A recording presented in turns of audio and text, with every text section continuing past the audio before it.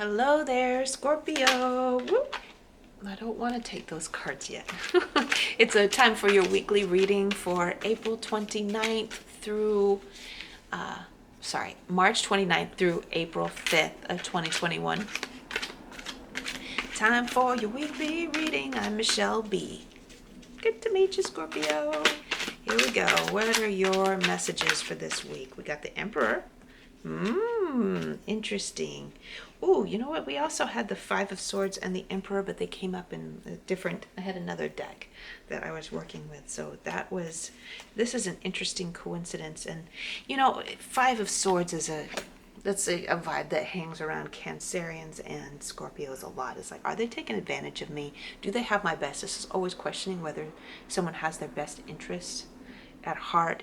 But your emperor, your inner emperor, this guy right here, you're watching out for.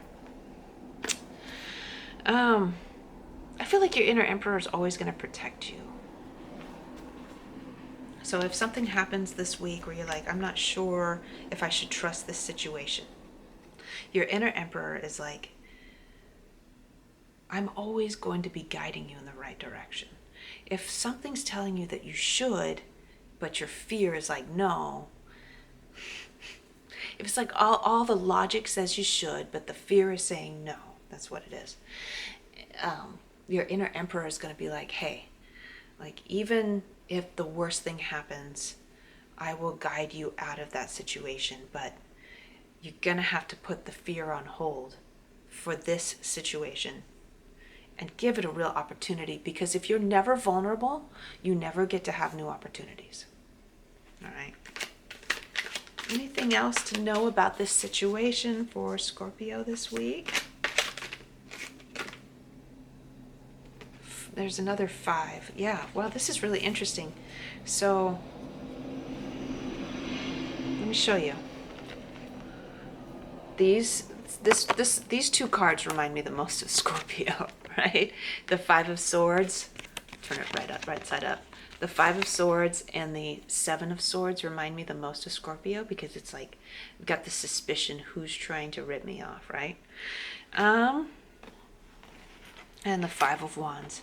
So, I mean, the Five of Wands is about bickering and arguing. You introduce conflict if you immediately don't trust. All right. So you want to give something the benefit of the doubt. You got to give it the true benefit of the doubt. Like, you really have to go into it giving them a real chance, because if you don't, then you're already setting the narrative out of the fear state. Your belief, your real belief, you're saying, yeah, I'll give you a chance, but your real belief is that they're not going to, whether this be romantic or career oriented, you'll say, yeah, we'll give it a chance, but like you're going to be looking for ways. You're going to be watching for the times when they're betraying you. Okay. So if you're going to give this a chance, give it a real chance. If you're not going to give it a real chance, don't get into it. That's what it comes down to. But if you are going to give it a real chance and you still have this like niggling worry that you aren't able to trust, remember that you can always get yourself out of a bad situation, that you are always safe. Just be mindful about the kind of investments that you make. Any investment that you make into this romantic situation or career-oriented thing that you're worried about right this week, like any investments that you make into it, just make sure that it would be something that would be freely given, that you're not expecting to get back. Here's an interesting quote that I heard, and I can't remember who I heard it from, but it was really great. And it's like, if somebody asks you for $20 and they rip you off, consider yourself as having gotten off cheap, right? Because it could have been thousands of dollars. But yeah, if you make like a little investment into whatever it is that they want, whatever it is that you're working on creating together, if you make a small investment and they don't follow through, then you can just like say, okay, now I know about you, and you just give it up. But if you're doing like a big investment, then just let that inner emperor guide you on what's the right choice to make in the situation. All right.